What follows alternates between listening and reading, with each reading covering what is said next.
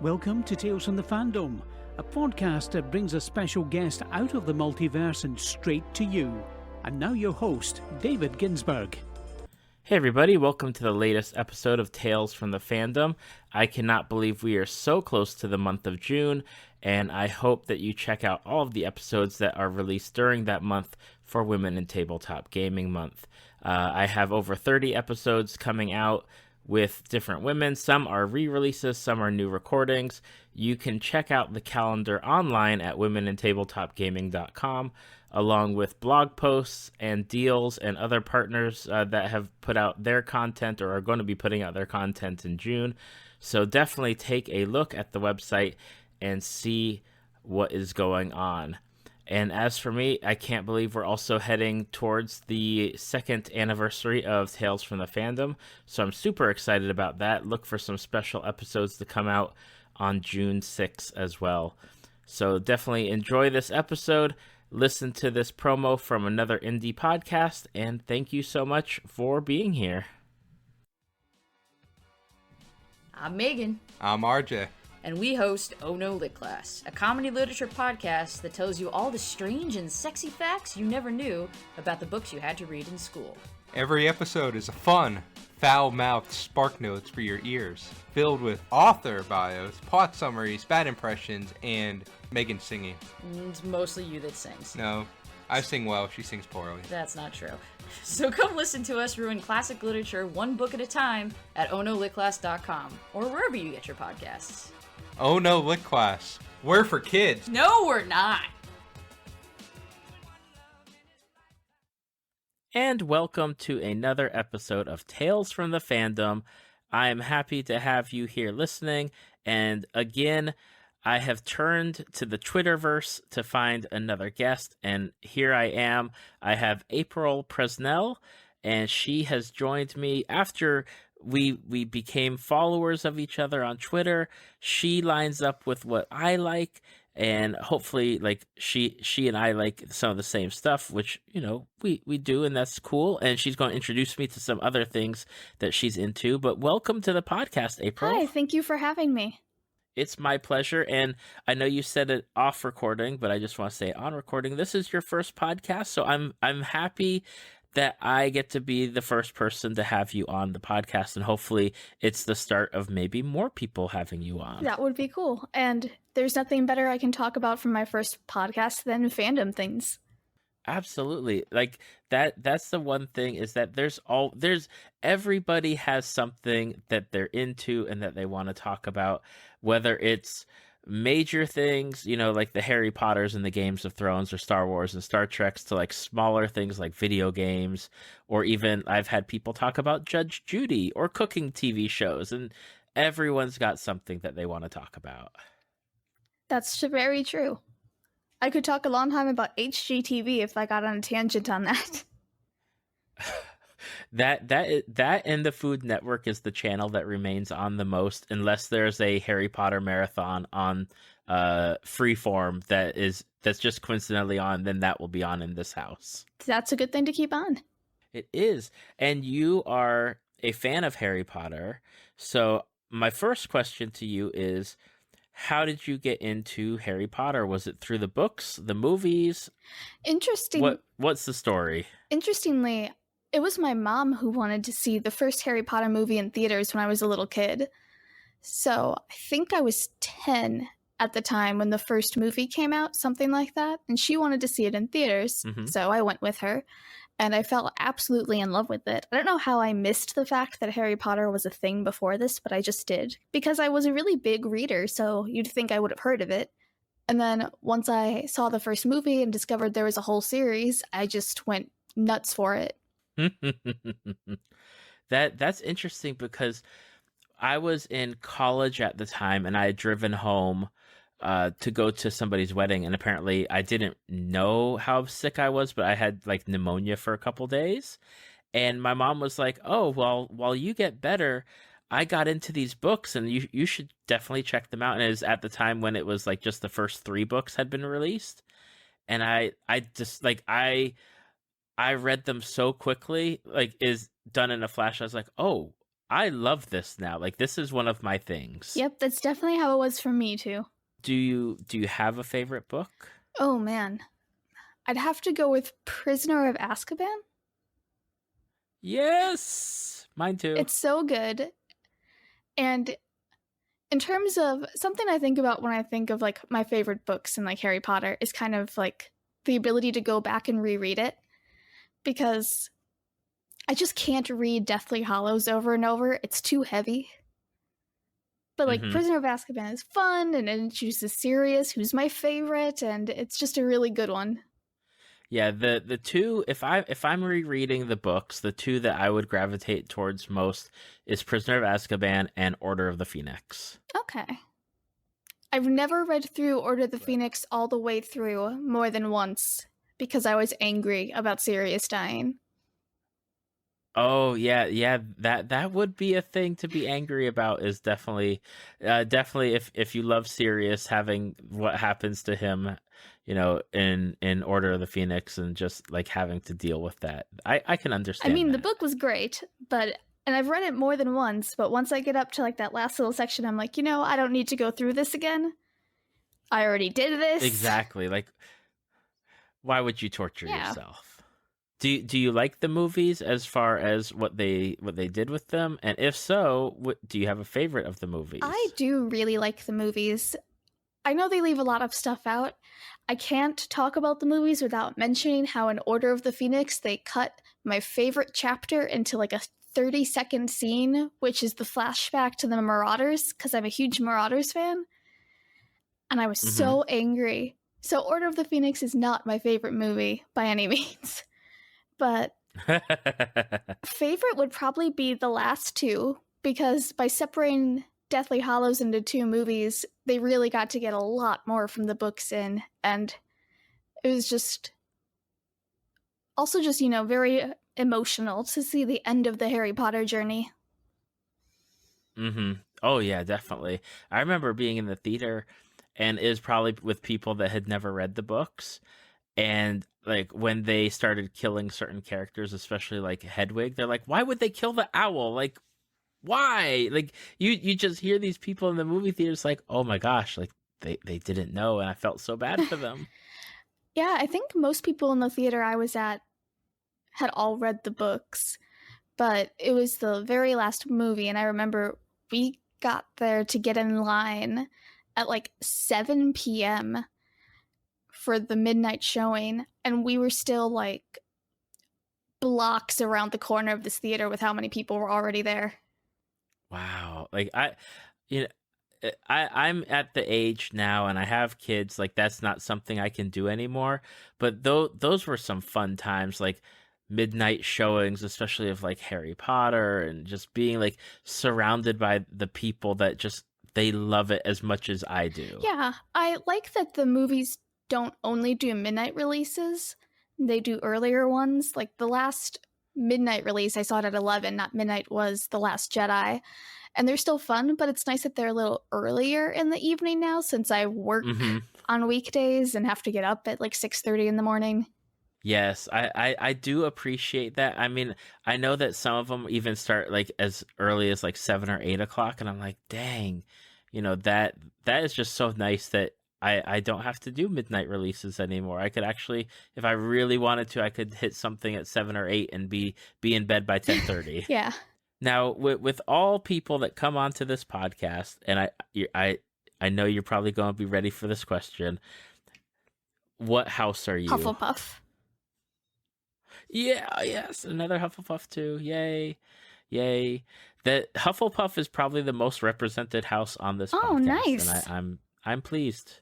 I'm pleased with that. As a Hufflepuff person myself, I am pleased that there's just a lot of puffs that come on. I think it goes Hufflepuff and Ravenclaw are the top two, and then Gryffindor, and then I think I've counted it on one hand. I think 4 Slytherins. Man, that's it. Maybe five. That's it.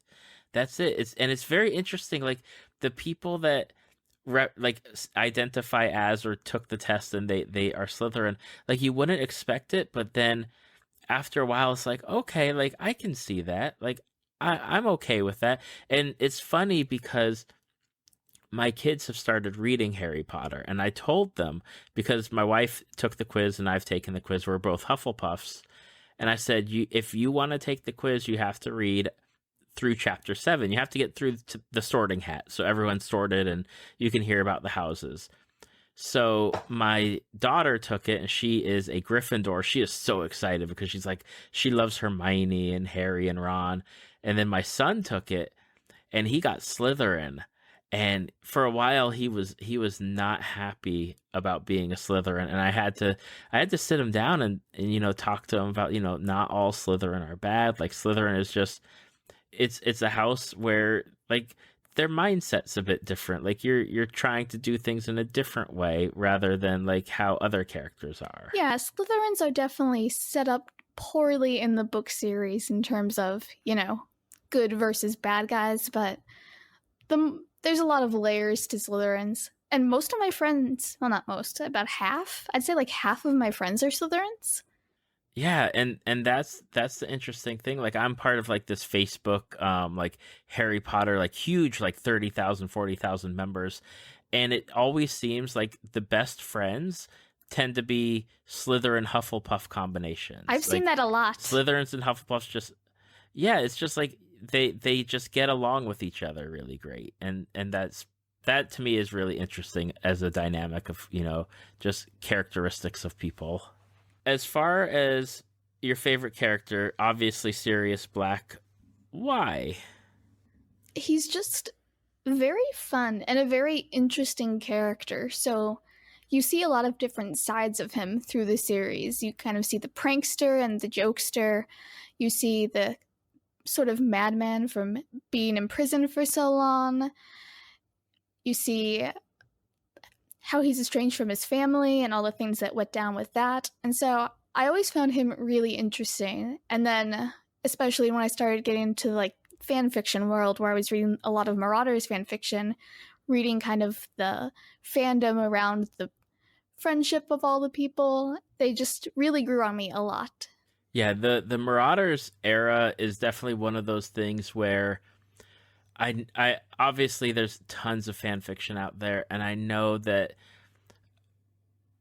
some people are disappointed. Like, when Fantastic Beasts the movie came out, I know some people are like, well, why couldn't they have done a Marauders movie or something of that nature? And it's definitely one of those eras where I'd love to know more, but at the same time, if I know more, will that change how I feel about the characters in the Harry Potter books? Yeah, it's like, I really wanted a Marauder story from her, but I have these characters so firmly in my mind now, and like all the fanon about what they were like in Hogwarts, that if she wrote a story about them, I feel like it just wouldn't line up with how I imagine them to be. So maybe it's just better to kind of leave them alone and just let them be. Exactly. I remember there was, I think it was after Goblet of Fire. So there's that time period between Goblet of Fire and Order of the Phoenix, the book coming out. And somebody had written this like 30 or 40 chapter like fan fiction online. And I got really into it to the point where I was like, I might need to stop reading this, because number one, it's really good and a lot of fun. But at the same time, like, I know that whatever they're writing is not going to line up at all with what I'm going to eventually be reading. And it's good, but then I'm going to be upset when I read the book and be like, well, how come they didn't do it in like how this fan fiction did it? Yeah, I've definitely had that with fandoms that have done things like where there will be so much time between releases of something that I'll figure out how, something that hasn't been explained is in my mind. And then when the show actually does it, it's like, I just disagree, and I have to pretend that didn't happen because you're messing everything up in my head. Exactly. And it happens all the time. But especially, we do live in a world where, especially if it's like movies or a TV series where you do have that downtime of a couple months to even like a year or two, you fill in that gap with stuff. And then you do have that disappointment of, but that's not how I see them. That's not how they are in my head. But at the same time, it's like, well, that's you loved the first season, or you loved that movie, and now you got this, and this is actually, done by the same people.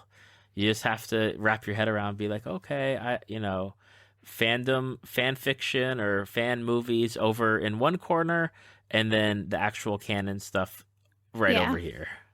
Now, for Harry Potter, as far as the Fantastic Beasts movie, I always like to ask people, did you like it? Did you enjoy it? Are you looking forward to them having more movies about it or with those characters? I did enjoy it. I didn't get into it like I got into the original Harry Potter series, but I did like the movie. I thought it was fun. I didn't think it had as much depth as Harry Potter does. I mean, we've only seen one movie so far, but I am looking forward to the other ones and see what they do with them. Me too. And I know one of the big things, number one, like, I love Jacob. Like, Jacob's my guy. Jacob and Queenie are my They're two cute. people. I love them so much. And I love that, and I've talked about it with a bunch of different people. One of the things I love is that we get a lead character in Newt who, number one, represents our house, so go Hufflepuff. Hufflepuff. But he's like that character. He's not gung-ho, jump into the situation like Harry is as a Gryffindor. He's very much reserved, and he's like, oh, I just want people to love my creatures the way I love them, and just look after them. Like, he's not the stereotypical lead male character that you get in movies, and I really love that. Yeah, I like that too, because in reality, how many people are really like the gung-ho leaders in movies like this? That's right. It's not every day you get like a John McClane or a Harry Potter or a Han Solo jumping in and being like, I'm going to do this, and that's the way it's going to be. Yeah, that just sounds stressful. I very much relate to Newt more than I do like a lot of the other Harry Potter characters, with the exception of like Neville and Luna. Those, like, from the main Harry Potter series, like, those are my two favorites, and I'm like, Neville and Luna forever. Those are my two. I love Luna so much. I do too. Like, and that's one of the reasons I love Order of the Phoenix so much, is Luna is there, and include, like, is her character from that point on. It's like, oh, it just makes the story that much better with Luna. I agree. And speaking of that, I feel like Order of the Phoenix did an excellent job with casting the new characters. Everybody was like exactly as I imagined them to be. Yeah, exactly.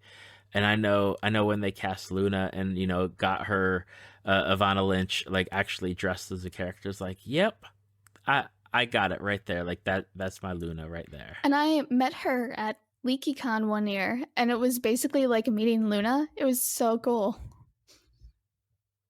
Oh, that's so awesome. She's so sweet. I've only met Matthew Lewis, who played Neville, and only very briefly, like, to like get a picture with him. But so he's so, like, I'm like, oh, Neville, like, that's my, I love you as Neville, just everything about you. I also like Neville. I don't really have a lot of characters I dislike in Harry Potter. Dolores Umbridge. Okay, I dislike her, but she's a really interesting character. See, and that's the thing right there, is that, like, she is that interesting character, but man, I consider her worse than Voldemort. I kind of do too. Like, I think part of it is because Voldemort is so stereotypically evil, and then you've just got Umbridge over here being like, what's even happening? This is so not what I expect from a bad guy. Yeah, it is. It's just so incredible, and yay, Harry Potter! It's so good. It's so good. Read the books, watch the movies.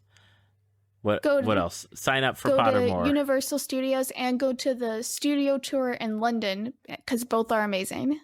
Oh, we've been to the one here in Orlando, and I swear the only thing that we rode the Hogwarts Express, but the thing that got us the most was just drinking butterbeer. Like, that was it. Like, we could have stayed there the entire day, not leaving the Harry Potter area, and just had butterbeer. See, I went before they had it in two different parks, so I only went when they had Hogsmeade. So I still have to Okay. get back to see the Diagon Alley side of it. Yes, and not only do you have to do that, you need to ride the train each way because it's different each Oh, way. I would not have thought of that. Thank you for that tip. Yes, it is given to me by someone else. They said you have to ride it both ways because one way is one thing and then one way back is like a different experience. And it's Oh, so that's good. so cool. Going from Harry Potter to something that you're super invested in, and I have to be upfront that I've not seen all of it because I think I stopped at the second season, but it's a BBC series, and that is Sherlock. I love Sherlock so much. I know when I heard about Sherlock being made and they're like, oh, it's going to be like modern day and he's going to be using cell phones and stuff. I was like, what? Like, I don't get that, but I'll try it. And it has one of my favorite actors in it, Martin Freeman, who plays Holmes. And I'm like, okay, like I like him, so I can watch the show. And it was so unexpectedly good. And I love what they did with it. Martin plays Watson. Oh no! See, It's okay, just Dun, couldn't dun, dun. let it slide. Yeah, absolutely. Yeah, Martin Freeman plays Watson, John Watson. There you go. And so yeah, I love that show, and it's one of those shows where I need to catch up on it, but I don't know why I'm not watching it. So. I guess my first question, as always, is how did you get into Sherlock? Do you love Sherlock Holmes? Are you big into the actors that are in it? Well, I knew a lot of people in college who were really into Sherlock. And at the time, I was really into Doctor Who. And, those things overlap a lot in terms of people who like the different fandoms. And so I watched the first episode and I did the really unfortunate thing where I started watching the first episode the week of my final exams.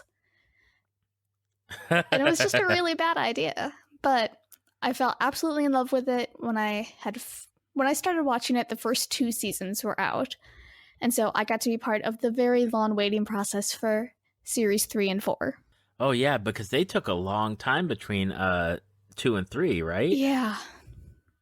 In between season 2 and 3 of Sherlock, I started dating my wife, got engaged to my wife, and then just a little bit after series 4, I got married to her. So they're very slow. How did you get into Sherlock? Like, I know you said you watched Doctor Who and there's like the overlap there, but what was it? Like, why were you like, okay, I'm going to check out Sherlock? Well, I really enjoyed the idea of the relationship between Holmes and Watson. It's like, obviously, I've heard of Sherlock Holmes and, I've seen the occasional movie or read the occasional story. And so it was like, okay, a modern take on it. I'll check this out. And just the thing that really got me most was the characters, because I'm not really a big mystery person generally. But the relationship between the characters was just so fun and so interesting. While the mysteries were also interesting, but really what draws me into a story is usually the characters. Who's your favorite? I guess Sherlock, maybe Moriarty, maybe John. I cosplay John, so I'm inclined to say John, but I wouldn't actually call him my favorite. Why is it so hard to pick a favorite? Is it just that they're all so good, or that they just bring different things to the table? They're all very different, but also fairly similar. So they just kind of all work together really well. Like, John is very different personality-wise than Sherlock, who's very different personality-wise than Moriarty. And I mean, Andrew Scott is amazing. He plays Moriarty so well. And just every time any of those 3 characters are on, the screen, I just love them. All of them are just so interesting. Yeah, it's definitely that show where the characters, obviously the characters drive that show and make it what it is. And I like my favorite is Watson. And I think obviously my love of Martin Freeman therefore dictates that I That's love okay. Watson. As long as he's as long as he's not playing like some mean bad guy, like I'll be like I will take The Hobbit for Martin Freeman, even though those movies were absolutely not the greatest that they could have been. But that is not related to Sherlock.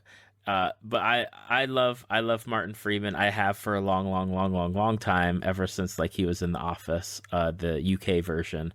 So I just dig it, and man, the show is just I'd never thought that there could be like a modern day twist on it. And I know that there's like that TV show Elementary for a while, but it wasn't what this show is and how it like worked out. Yeah, I really love Sherlock. They're actually doing it's called Miss Sherlock, I believe. And it's a modern mini-series set in Japan. And I watched the trailer and it actually looks pretty good, so I'm going to check it out. It comes out in April. I'm hoping that it'll air somewhere in America with subtitles. Oh, is that a Japanese show that they're doing? Or It's Japanese, yeah. Oh, okay. I have not heard of that, but that sounds interesting, especially just depending on how, like, if it's like well produced and well made, that would be fun to see how they do it. Yeah, I'm hoping so, because I think it's only 8 episodes long, and so it's shorter, so they probably had it was tighter writing. And what I like about this that I didn't like about Elementary is that Sherlock and John are both going to be women. The thing I didn't like about Elementary is that they only made one of them a woman. I would rather have them both switch. Otherwise, I feel like, I don't know, I feel like the dynamic gets a little bit thrown off when you do only one person changing gender. Yeah, it definitely does. I know it throws wrenches into things, but yeah, I mean that an all-female Sherlock Holmes type show is definitely something where I'm like, I'm going to have to keep that on my radar and just maybe see if somebody subtitles it on the internet and puts it out there, or if it gets brought over like on Netflix or something. But definitely going to have to watch out for that. Yeah, so I'm looking forward to that. And it's just another modern take on it, so I'm hoping that it's as good as Sherlock, and there's not as long of a wait period between episodes. Now, Sherlock is done, right? As far as the one that we're talking about, the BBC That's one. the theory. It's not been officially announced, and I was really upset at the end of Series 4 because Moffat, as usual, used his, interviewing to say things like, it's going to be the biggest cliffhanger ever, and so you're expecting some really big dramatic ending, and then it's not, and you're just like, what I waited years for this? I wasn't mentally prepared for this to be over. Now, I heard that season 4 or series 4 wasn't like, because again, I think I've seen up to the second series, but was series 4 not well received? Because I remember hearing a lot of people complaining about it. It was definitely not their best season, and it definitely was not as well received. The first episode, I hated it. I have not watched it again because I just really disliked it.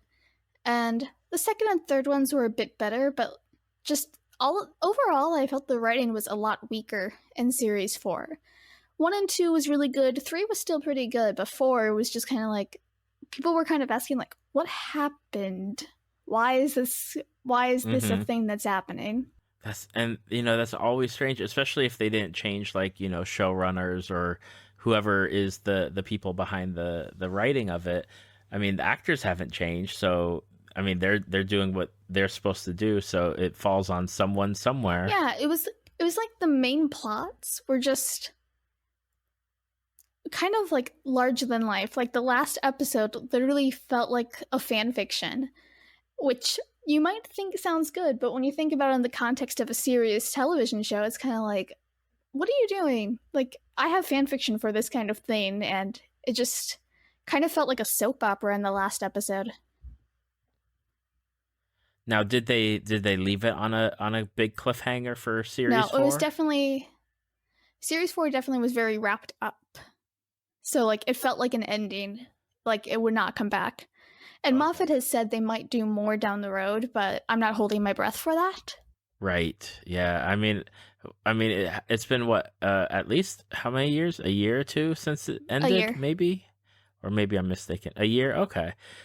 And I know that, everyone is going off to go do their own things at this point. Like trying to wrangle everybody back would take either a time or money or both. Everyone's very busy now. Very, very busy. Would you recommend people like take a chance and watch Sherlock, or at least be like, okay, just watch the first 3 series and avoid the 4th, or just watch it all? Like, it's still good. It's still good to see how it wraps up, and it's like, I got married because of Sherlock, so I can't ever tell people not to watch it, and I still really love the show. It's just, I don't really think about season 4 as being very much part of the canon as much. I've only seen the whole thing through once with like other episodes here and there, but I would definitely tell people to check it out. You do not have to like mysteries to like this show. Absolutely. That's one of the things I liked I like the mystery, but give me the way that they develop the characters and the relationship, and I will take that. Yeah, that's the reason I watch it. So we got Harry Potter, which is British. We got Sherlock, which is British. But I think we're going to go into territory now that I don't think is British, but we're going into a territory where I know about it, but I've never played it. So I'm going to have to lean on you, April, for guiding me through this. But it's a video game series that I've heard only good things about, and it's called Life is Strange. Yes, it's definitely my favorite video game series I've ever played. Now, I've played video games, and way back from Nintendo all the way up through like what the current console generation, everything. And there's a lot of like new games that are coming out that are totally different than, like, they're out of the realm of like the standard like role-playing game or sports game or first-person shooter or action adventure game. And I know Life is Strange is one of those games. How would you describe Life is Strange, and how did you get into it? How would I describe it? Kind of it's a decision-making game, and it's very story-based. And so basically the game is you talking to people, learning the story, and making decisions that will affect the story down the road. And I actually got into it because I saw a Let's Player, the RPG Minx, play it, and I watched her play through the whole thing in like a day. And then my wife actually bought it for me so that I could play through it all again on my own. What's the story about? I know that I think a girl comes home from like college. It stars Max Caulfield, and she's doing this photography program in Arcadia Bay. And she discovers she has this ability to rewind time. And she discovers this because she sees someone get shot in the school bathroom. And so the story follows her and her best friend, or, romantic interest, depending on how you play the game, Chloe. And it's hard to summarize it in really simplistic terms, but it's really interesting, and the gameplay is really fun. Okay, maybe I'm confusing it with another game then, or because Max doesn't come home to like an empty house, No. right? I just want to make sure. Okay, yeah, totally different game that I was thinking of. So, whoops on my part. I think I know the one you're talking about now. Yeah, I can't remember the name of it off the top of my head, but I have friends that have played Life is Strange, and they really enjoy it. As far as gameplay goes, I imagine is it something that you can get through in a day, or is it something where you'd be like, oh, well, take a couple days, or take a week, or just take it in chunks? I'd say you need a couple days to get through it, because each episode will take you a few hours if you're really meticulous. Like, I played it trying to get 100% completion, and so it takes me longer than the average person playing through. So you can play it faster than I play it, but I would still say you'd want to set aside a couple of days to get through everything because there's a lot of stuff to look at and there's replayability because the choices you make will influence how the game goes. So you can also go back and look at old decisions and make different decisions and stuff like that. So I definitely give yourself a couple days, maybe a week. It's definitely sounds like something similar to like the Telltale games that like where they come out in the different chapters and you play through it and then your choices from chapter 1 affect chapter 2 and then chapter 2 and chapter 1 affect chapter 3 and so on. So that's one of the things that I love about, because when they announce like games that like that where they're like, oh, this game is coming out in chapters, like my initial reaction is like, what? Like you couldn't make the whole game for me and just release it at the same time? Like why do I have to wait for a second chapter? But I love that it's very similar to the books that I grew up on, like the Choose Your Own Adventure, where you're making those decisions and then you get eaten by a shark and you're dead and you have to start over. Like, not that I'm bitter about that and not at all. Whatever. Not at all. But I like that there's games now where they do that and they bring your choices and consequences and like you have to, like, because you did X, now Y is this, and A isn't even on the table anymore. Yeah. And so there's the first game, and then that one, when I played that one, it was all the way released. So I just played through all of the episodes at once. And then I pre-ordered Before the Storm, which is a prequel, and that one I played as the episodes came out. And so the wait in between definitely was a pain then. But, it's okay. It's fine. Now, as far as just on the first game, the just original Life is Strange, if people are looking for a game and you're recommending it to them, like, what would be your selling point on the game? Like, why should I devote my, 10 or 20 hours for this game? Because the story is extremely moving. I've never played a video game where a story has had such an impact on my life. And so it's not even so much just for like, the gameplay or game mechanics. It's just a really, really good story. Is your favorite character Max? Chloe. Chloe, your favorite character is why Chloe? Oh man, why not Chloe?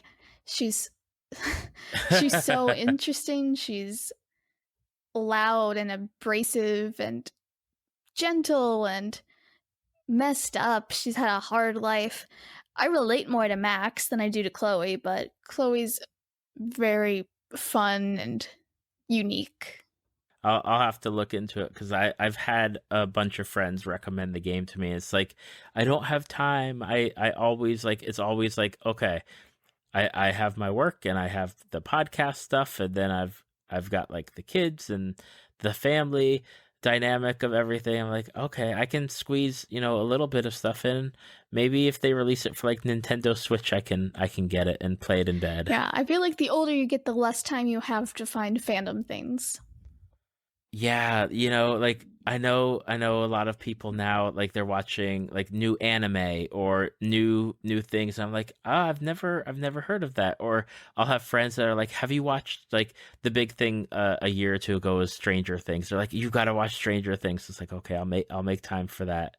And of course I did and loved it. And I will devour Stranger Things and all that. But yeah, there's definitely, as the wheel of time progresses, there's definitely less time for getting into, and especially with gaming where it takes like 10 or 20 hours to play a game. Yeah, you can't just sit down and watch like an episode here or there. You have to, because like I find if I step away from a video game for more than like a week or so, that I just never really get back to it.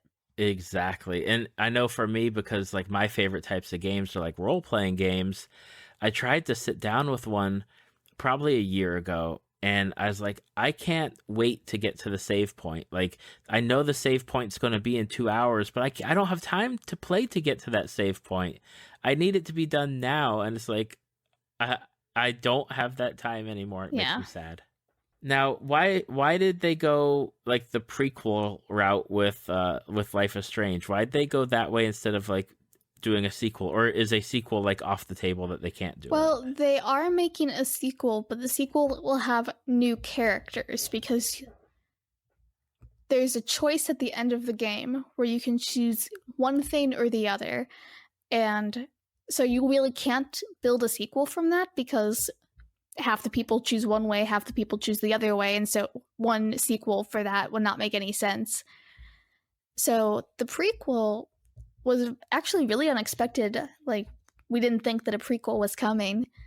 So the prequel just came out, but a sequel with new characters is still in the works.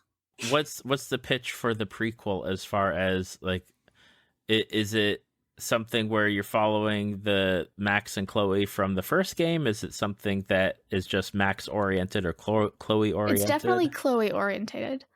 And I would definitely play the original game before I played the prequel, because they put like little things in the prequel that refer to the original game, which are really nice to find when you've already played the original.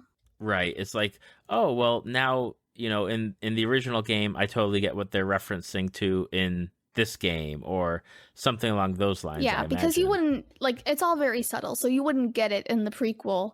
But when you have played the first game, it's like, oh, she's here in this spot where this thing happens in the main game, and it's a nice little nod. I don't like Before the Storm, the prequel, as much as I like the original, but it's still really good.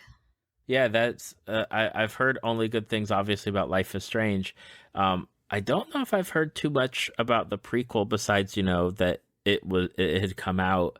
I don't know if my friends have played it at all. I'll have to check in with them and be like, hey, did you play it? Did you like it? Yeah, I definitely liked it. The bonus chapter is coming out in March for those of us that pre-ordered the deluxe edition, and that one you get to play as Max again. So I have no idea where in the timeline this is going to fit in, but that'll be fun to see too. It's always fun to see, like, especially if you have like the main game and the prequel, and then they start like adding things, and it's like, where are you going to put that? Like, I need more information. Yeah. I can't imagine where it would go in the original game, because the story is so tight and the mystery is so tight, and just, I don't know where it would go in there, so I imagine it has to go somewhere before that. They got to put it somewhere. They'll figure it out. I can't imagine they'd make it if it didn't fit in well. On top of the fandoms that you're into, you are also a writer.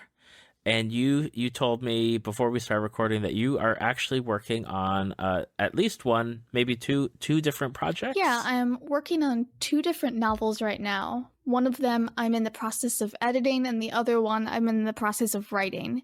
And they're not at all related, which has been an interesting challenge creatively to be working on 2 at once. But I really like them both, so I will just keep doing it. I don't know how much you want to talk about them, but are they like fantasy-ish or sci-fi, or just standard like stuff that's set in real world? Like what is your wheelhouse of work? The first book that I'm editing is called Seeking Utopia, tentatively. And it's a weird mix of fantasy and sci-fi. I don't really know how to define it. Maybe a little bit more of the sci-fi than fantasy. And the second one is called Fan Fact, and that one's just very, very fantasy, aimed at the young adult market. How did you, I mean, I guess I know you're still editing and on the first, and you're writing the second. What's your like inspiration as far as writing goes? Like how long have you been writing, and why or how are you gravitating towards like that genre of not only like young adult, which is like super awesome right now, but like the genres that you're writing in with like the fantasy and the fantasy sci-fi blend? Well, I started writing a lot when I was like 11 and started writing Harry Potter fan fiction. And I think I posted like over 100 fanfiction stories on fanfiction.net before I moved on to AO3. But that really pushed me into doing creative writing in college. So I graduated college with a bachelor's in English. And then, so my idea of Fan Fact is about a girl who's very obsessed with a book series and ends up finding out that book series is real and kind of falls into this magical world and accidentally becomes a part of the story. And so that's just kind of like an idea I had for a long time on and off that I didn't think would actually work as a novel. But when one day I had a lot of ideas for it. And so it just kind of happened really naturally. I actually just started writing that one in November, and I'm already like 3/4 of the way done, which is probably the fastest I've ever worked on a project. And then Seeking Utopia was born from a college class. I had this utopia dystopia creative writing course with a professor, and we had to write little shorts, and I just kind of got this idea for like these cracks in the universe that would lead you to different worlds. And the assignment was utopia dystopia, ambiguous utopia, so different societies with the different rules. And so that story just kind of grew humongously from that little assignment.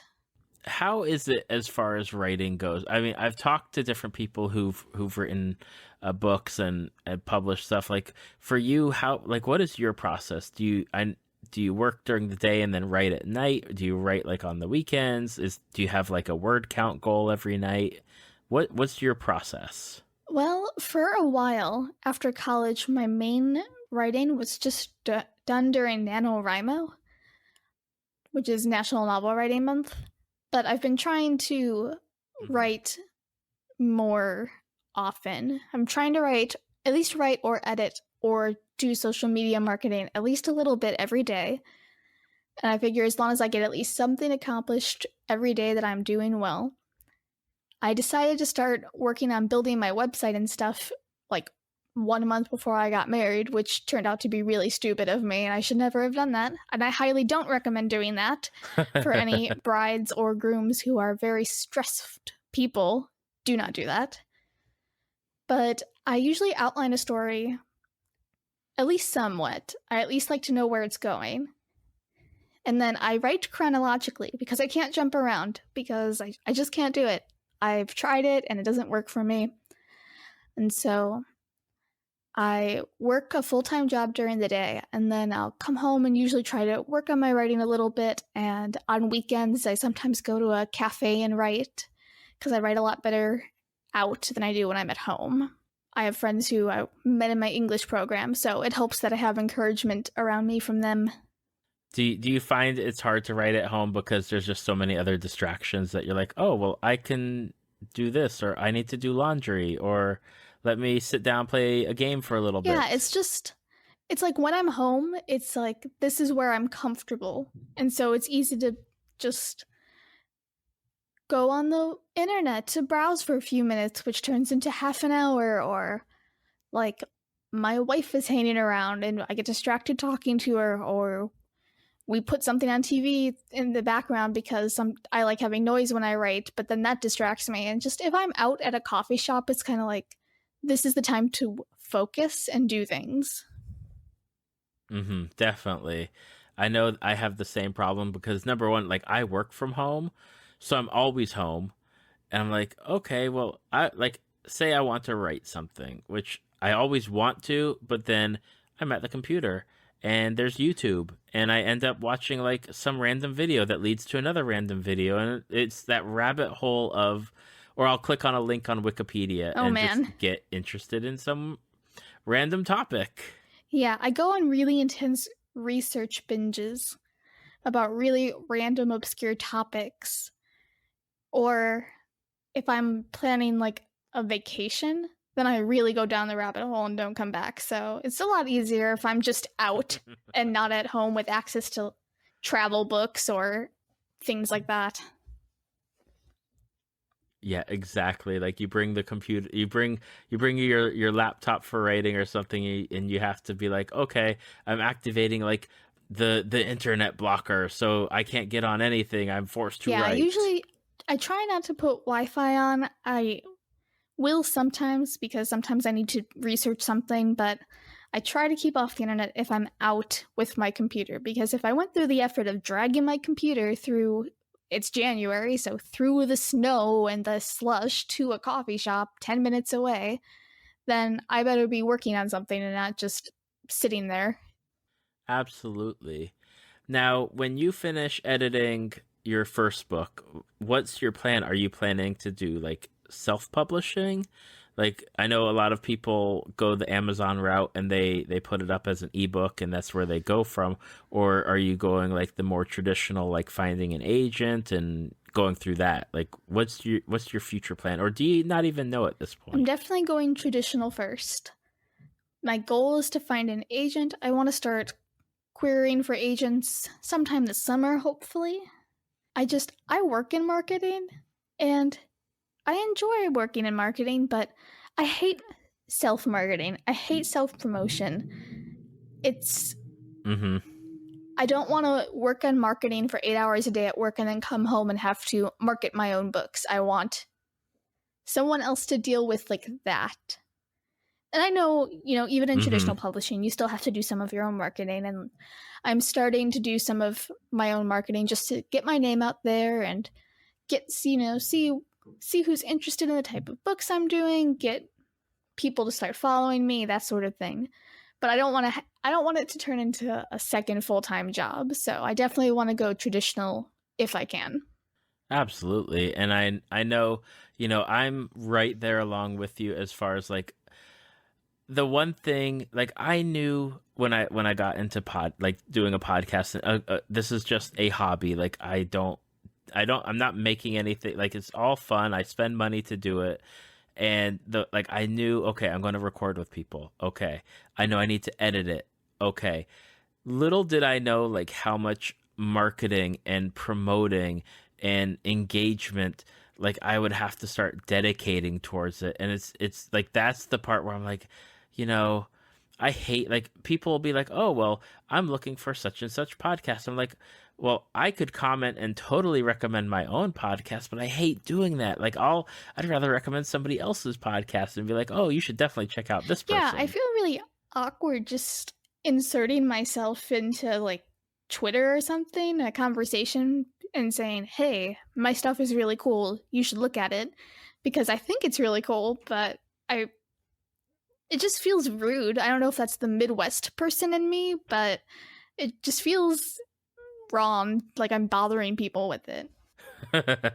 Oh, hey, you're having a conversation that says, read my book while you're at it. Like, you might not have been even remotely, read my book. It's been a little easier with Twitter just because there's such a big author community on there. So if you're talking to other authors about your work, it's different than just shouting into Facebook land about it. Absolutely. Yeah, it's definitely better when you're in that community where you can you can be casual about it and you can be like, oh, well, I'm working on my book, and then the people can, if they want to, oh, what's your book about? What are you working on? Stuff of like that type of stuff. Like, I'm totally good with like the whole, definitely like the shouting out, like, check me out is the one thing where I'm like, I don't want to do that. Yeah, and I mean, you need, when you're trying to produce something or get an audience for a future project or anything like that, you do have to be a little bit come here about it. And so, since I'm still working on my books, like, what I'm offering is a free short story for people who subscribe to my email newsletter. And even that, when I'm trying to post about it on Twitter or Facebook or Instagram, I'm just kind of saying there like, hey, come sign up for this and read my story, even though you've not heard of me because I'm just starting out. It's just such a strange thing to do. It is indeed. But hopefully as you near like your finish line with the editing and crossing fingers for agents and everything else, like maybe it'll be a better thing and you'll be able to like have like teamwork and extra people and you'll like work as a team and do it, and it'll be a lot easier. That would be a lot nicer. for people that are listening to this podcast, whether it's listeners or agents of books that are looking for people to write for, or looking for authors to work with, what are some of the best places for people to find you on the great wide internet? Well, I have a website. It's aprilpresnell.com. And from there, you can find links to my social media. I'm on Facebook under my name with author in the title. I'm on Twitter. Whammy Girl is my Twitter handle. And I'm on Instagram. All of my handles have different names, which is not exactly conducive to easy branding, but there it is. So if you just go to my website, it's easy to find all of my links in there. And for those listening, I will have the links to all of April's sites and social media in the show notes and on our Facebook page and website to make it easy for you to just click and go and follow April as she gets some of her projects rolling out. And hopefully sooner rather than later, we can have them in our hands or on our Kindles, reading them and enjoying your work. I hope so. And April, I want to thank you, number one, for taking the time out of your schedule to talk with me. I hope that you had a good first podcast experience, and hopefully this leads to getting you out there more, maybe on the podcast front, and helping you build your brand even more. Thank you. It was really, really fun. It was absolutely my pleasure. So everyone, go to April's sites after you finish up with this podcast here in the next few seconds, and definitely give her a follow on Twitter and Facebook and see what happens, because I want to read the books now. So eventually we'll have to have April back when the book is coming out for the Book Trek episodes that we do, and just get more recognition out there. Thank you. Thank you for listening to Tales from the Fandom. Subscribe to us on iTunes or your podcast app of choice. Follow us on Facebook at www.facebook.com/talesfromthefandom to see photos, links, leave feedback, and check out upcoming guests. If you'd like to be a guest, email David at talesfromthefandom@gmail.com.